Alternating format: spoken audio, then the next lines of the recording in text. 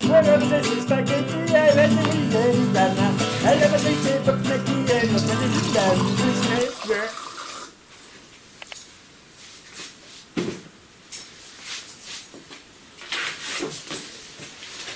Bien santé. Eh ben, l'année commence bien, ça chauffe. Bah, les médias officiels se félicitent que les trains circulent de nouveau. Ils croient que c'est fini. Ouais, mais ils sont où là? Ils sont sur Mars, sur Saturne? Ah non, sur Jupiter, pardon. Bah oui, ça pète de partout. Enfin, il faut vraiment avoir les yeux bordés de merde pour ne pas s'en rendre compte. Hein. Moi, je vis en zone rurale, et dans l'Ain d'ailleurs, et je peux vous dire que même dans les coins les plus retirés, les écoles sont fermées. Hein. Les enseignants se mettent tous en grève, les parents d'élèves suivent, les AVS, les ATSEM, tout. Voilà. Donc, et puis on a aussi des hôpitaux, nous aussi, hein, en zone rurale, il y en a, hein, ils sont petits. Ça remue, hein, les infirmières, les aides-soignants, les toubibs, tout ça, ils en ont déjà plein le cul, et du coup, ils se mobilisent aussi. Et on voit même, parce que des fois, il y a des manifs à Berck-en-Brousse, enfin à Bourg-en-Bresse, ben, on voit même des artisans manifester, vous voyez hein. Et l'autre jour, samedi dernier, il y avait une manif à Hauteville. Hauteville, c'est dans le Haut-Bugey, c'est une bourgade de l'Ain. Hein. Et ben, il y avait une manif. Et il y avait aussi des assistantes maternelles dans cette manif qui avaient jamais vu de manif de leur vie, qui en avaient jamais fait du moins. Et les anciens même à Hauteville disaient « Oh putain, on n'avait pas vu ça depuis 68 !» Vous voyez? À part ça, il se passe rien. Enfin bref. C'est un signe, hein. Je veux dire, de partout, hein. Faut voir. Il y avait même, l'autre fois, à Bourg-en-Bresse, la manif, il y avait même la Confédération Paysanne qui était là. Ça, on n'en parle pas dans les médias. Enfin bref. Oui, ben moi je prends des notes, hein. Je note tout parce que j'ai pas de cerveau. Alors moi, en tout cas, c'est la première fois que je vois un président autant détesté. J'avais jamais vu ça. Hein. Alors il y a des expressions dans le coin, là, vers chez moi, là, qui reviennent souvent, hein, parce que bon, je suis entouré de fermiers, de paysans et tout ça. Et mais pas que, hein, évidemment. Il y a aussi des boulangeries. Hein. Alors voilà les trucs qu'on entend hein, dans le coin, du genre oh ben, il n'a pas intérêt à venir là, hein, il se prendrait du fumier dans la gueule. Donc ça c'est le plus gentil. Hein. Ou alors ou du genre oh ben il repartirait en slip, vous voyez. Alors dans un peu plus musclé, on entend aussi ah ben qu'il vienne et on l'envoie chez Gessler. Alors il faut savoir que Gessler c'est l'abattoir d'Autonne. Autonne c'est un village qui est sur les hauteurs du Haut-Bugey, là, pas loin de chez moi, hein. Et il y a un abattoir là-bas. Donc vous voyez, ça commence à monter. Hein. Et puis il y a aussi cette phrase qui revient des fois ah bah qui se pointe et on sort les fourches. Voilà. Donc ça monte. Hein, ils disent ça aussi. Ah bah, même la petite merde de Sarkozy, c'était plus gentil à côté de ce petit con. Alors comme ils disent aussi, Macron a les canons à eau, nous on a les citernes pichons pour lui foutre à la gueule. Alors pour ceux qui ne savent pas, la citerne pichon, vous savez, c'est ces grosses citernes grises qu'on voit des fois dans les prés ou qui circulent dans la campagne, au cul du tracteur. Et la citerne pichon, elle est remplie de purin. Et puis le paysan, il traîne sa citerne dans le pré, puis il va épandre tout le purin qu'il y a dans le pré. Mais eux, ils peuvent se dire que ça peut leur servir de canon à eau sur Macron. Vous voyez ce que je veux dire? Voilà. Donc, qu'on dise pas qu'il ne se passe plus rien, parce que c'est une vraie catastrophe, ce Macron. Hein. C'est un vrai sketch à lui tout seul. Hein. Enfin, pas à lui tout seul, avec sa bande aussi. Hein. De toute façon, ce qui fait tenir Macron, c'est les flics et l'armée. Voilà. Parce qu'il y a toute la France face à lui, qui est contre lui, et donc il n'a plus que ça pour le soutenir. Hein. Les flics, l'armée. Voilà. Mais il y a une lueur d'espoir, parce que les troufions, ils commencent à gueuler, parce que même eux, maintenant, ils commencent à être contre la réforme des retraites. Alors, si Macron n'a même plus le soutien de l'armée, à mon avis, il n'y en a plus pour longtemps. Hein. Il aura intérêt à courir vite. Hein. Une musique qu'on entend aussi, de plus en plus dans les médias, enfin dans les services de propagande de l'Élysée. Faut pas dire médias, parce qu'il y a des médias sympas, hein, mais c'est pas ceux qu'on voit le plus. Hein. Parce que comme musique, on entend « La grève coûte un pognon de dingue ». Oui, mais aux grévistes. C'est parce que c'est nous qui perdons du pognon. Bref. Ah oui, d'après un célèbre torche-cul, Le Point, pour ne pas le nommer, c'est la CGT qui fait couler l'économie française. C'est pas merveilleux, ça? La CGT. Alors, je savais pas, moi, Martinez est Premier ministre? Eh ben, ça, c'est la meilleure. Remarquez, ça serait marrant que la CGT soit au gouvernement, parce que moi, je fais partie d'un mouvement qui s'appelle le FLOP, le Front de Libération des Oisifs Prolétariens. Donc, c'est un parti de feignants, en fait. Alors, si la CGT était au pouvoir, avec le FLOP, on irait dans la rue avec notre slogan, le 1er mai, 35 heures, on s'en fout, on veut plus bosser du tout. 35 heures, on s'en fout, on veut plus bosser du tout. On peut changer, hein, on peut mettre les retraites, ça marche aussi. Hein. Les retraites, on s'en fout, on veut plus bosser du tout. Faut dire ce qui est, hein. La CGT, c'est comme les gratte-cul, hein. C'est rouge à l'extérieur et jaune à l'intérieur. Alors, il y a des mauvaises langues qui disent, je sais pas si elles sont mauvaises, mais en tout cas ça m'amuse. La CFDT signe tout haut ce que la CGT pense tout bas. Ah ben oui. Non mais c'est souvent comme ça. Hein. Non, laisse signer la CFDT, comme ça on dira que c'est les collabos qui ont signé. Voilà. La tartufferie CGTiste.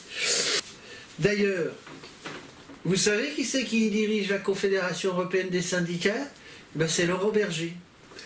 Donc, vous voyez bien, vu que la Commission Européenne est pour la retraite à points, eh ben, vous comprenez la suite. Voilà. Alors, je rappelle, hein, la Confédération Européenne des Syndicats, donc, il y a la CFDT dedans, il y a la CGT, il y a Force Ouvrière, il y a l'UNSA, vous voyez, hein. Puis après, alors, on nous fait le plan, la petite mise en scène, la petite comédie. Oh, et d'un côté, il y a les réformistes hein, dans les syndicats, et puis de l'autre, il y a les syndicats révolutionnaires de l'autre côté. Ouais, bon, ça marre bien, hein, parce qu'ils sont tous dans le même truc, mais il y en a qui se répartissent. En fait, ils se répartissent les rôles, voilà. Et puis ils nous jouent la comédie, puis nous, comme des cons, on gobe. Nous. On va gueuler contre Macron, alors que Macron, c'est la marionnette. Vous voyez, on devrait tous être à Bruxelles.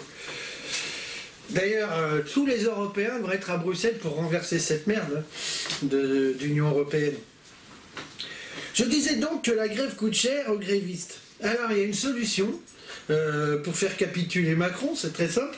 On monte par millions à Paris, on bloque la capitale 3 ou 4 samedis de suite. Ah oui, bah alors on fait ça 3-4 samedis de suite à 3-4 millions, je vous garantis que l'autre il capitule. Hein.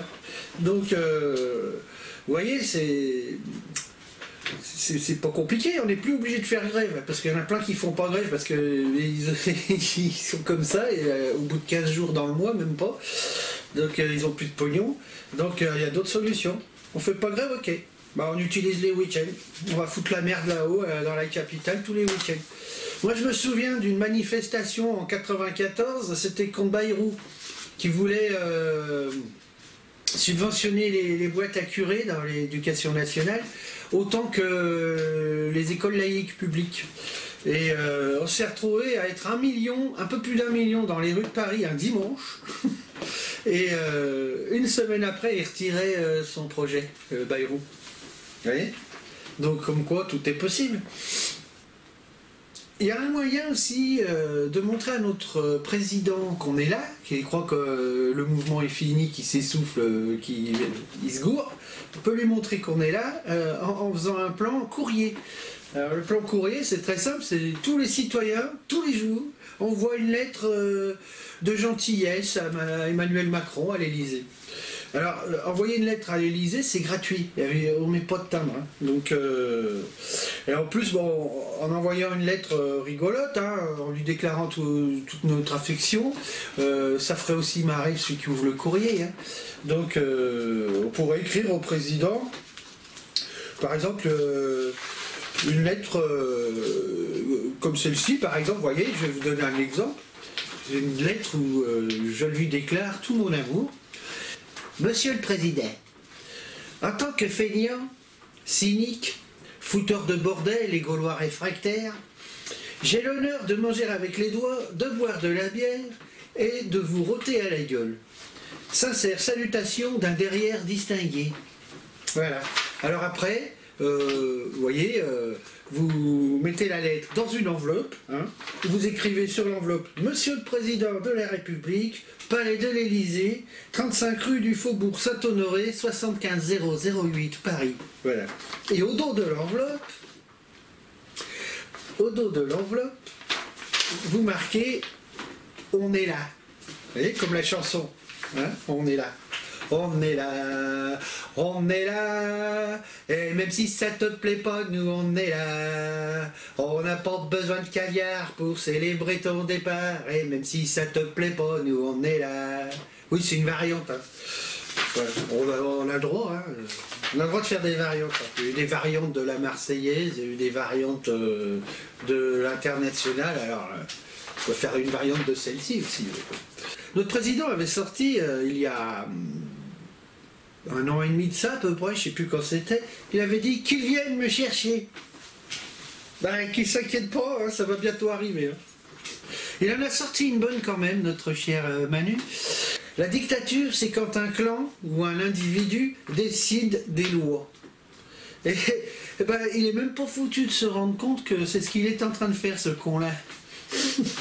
Alors, pour comprendre la merde qui nous arrive, il suffit d'aller voir la recommandation européenne du 5 juin 2019. Vous verrez ainsi qui c'est qui pilote tout ça. Parce que ce qui est écrit dans cette recommandation, c'est ce qui est en train de se passer maintenant. C'est ce qui s'est passé aussi avec la réforme sur l'assurance chômage. Donc, tout est expliqué dedans. Allez-y, vous verrez. Enfin oui, ils appellent ça recommandation, hein. C'est les recommandations européennes, alors que c'est des directives, hein, c'est des injonctions. Si la France les applique pas, d'ailleurs, eh ben, elle paye une amende qui nous coûte la peau du cul. Ah oui, puis recommandation, ça fait sympa, ça fait cool.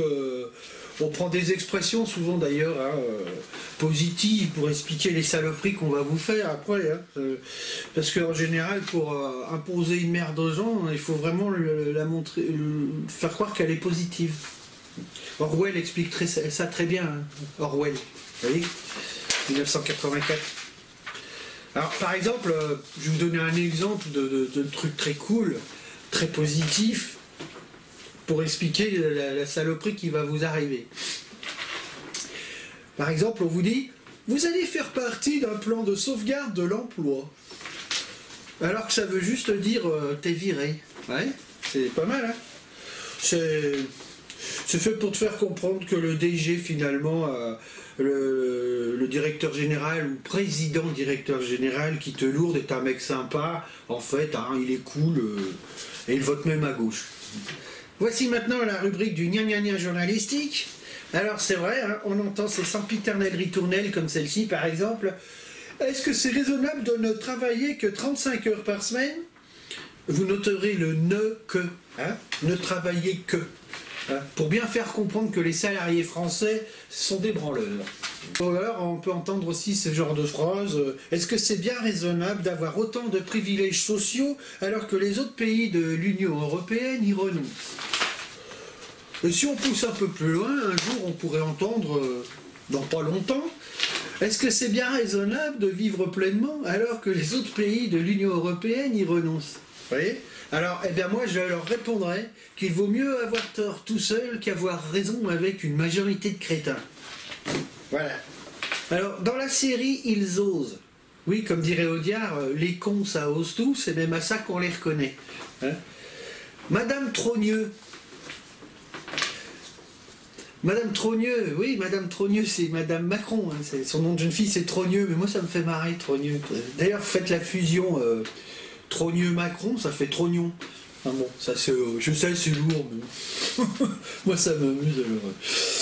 Alors, Madame Trogneux récupère les pièces jaunes. C'est pas beau, ça? Pour aider les enfants qui sont hospitalisés. Ouais. Alors, son mari, d'un côté, flingue tous les services publics, raccourcit les budgets de la santé, de l'éducation, de la poste, etc. etc. Alors, la liste, elle est longue. Et de l'autre, c'est sa femme qui vient nous demander des pièces jaunes pour aider les services hospitaliers, enfin les enfants aussi qui sont à l'hôpital. Voilà. Et de qui se fout-on, hein? Bref, elle vient solliciter les petites gens qu'elle et son mari, d'ailleurs, méprisent. Hein? C'est pas beau, ça? On est en plein cynisme. Ce que disait Oscar Wilde, hein, c'était un cynique, c'est quelqu'un qui connaît le prix de tout et la valeur de rien. Et ben voilà, on y est avec eux. Le Brexit. Ah! Tiens, c'est curieux, les médias ne parlent plus du Brexit. Ouais, c'est parce que ça a l'air finalement de bien se passer, hein, même si c'est le 31 janvier la date butoir. Mais si c'était déjà un fiasco, le Brexit, pardon, c'est révélateur, j'avais dit Frexit. Si le Brexit avait été un vrai fiasco, on n'entendrait que ça hein, sur les médias officiels. Hein. Ah, ils nous parleraient que de ça. Vous voyez ce que c'est sortir de l'Union Européenne, c'est un naufrage, une catastrophe. Bah oui. Pour l'instant, c'est pas le cas. Hein. Alors, ce qu'ils ont prévu de faire en Angleterre, grâce au Brexit, c'est d'augmenter le SMIC de 6%, c'est de nationaliser des lignes de chemin de fer, c'est de renforcer un maximum le budget de la santé, et c'est de financer de plus en plus l'agroécologie. Vous voyez? C'est pas beau, ça?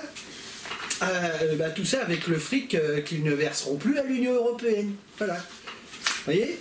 Avec ces économies-là, ce qu'on peut faire. Oui, alors on va me dire, évidemment, oui, mais tu te rends compte, Boris Johnson, il est de droite. Oui, c'est vrai, il est de droite. Bah ouais.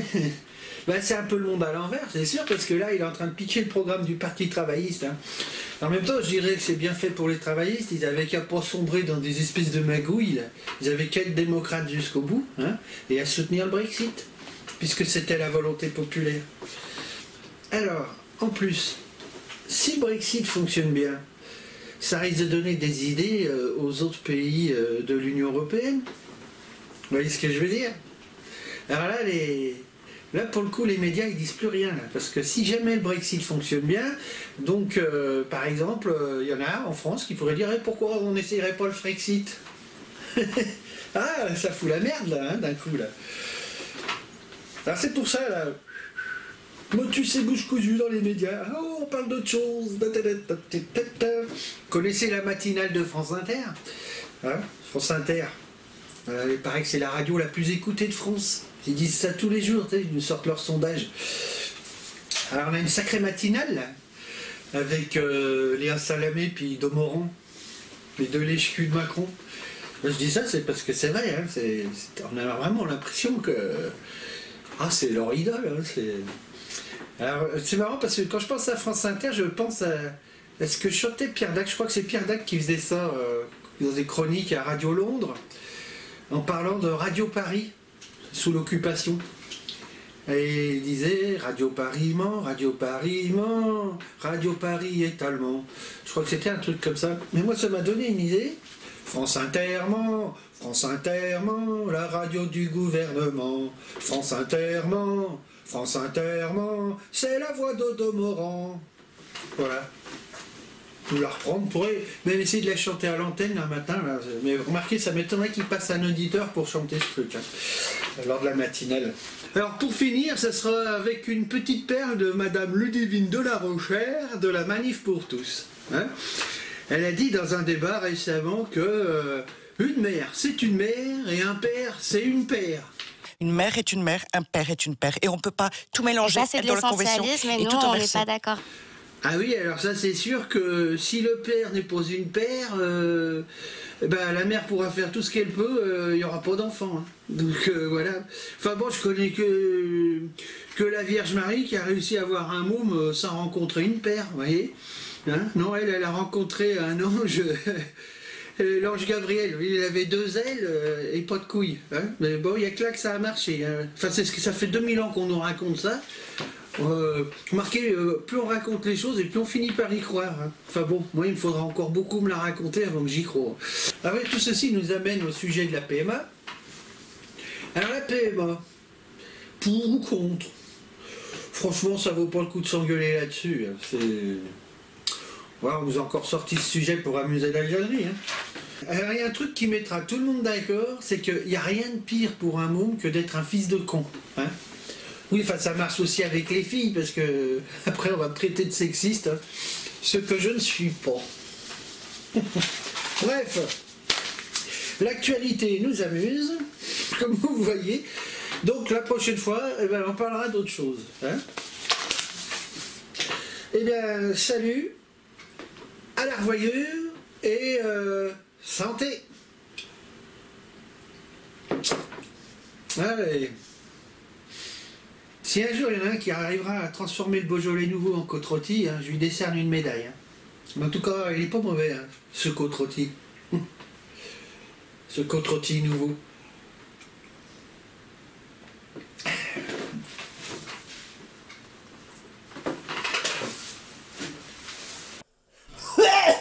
Buona vita spaghetti e la divina. Elle avait été peuplée qui est notre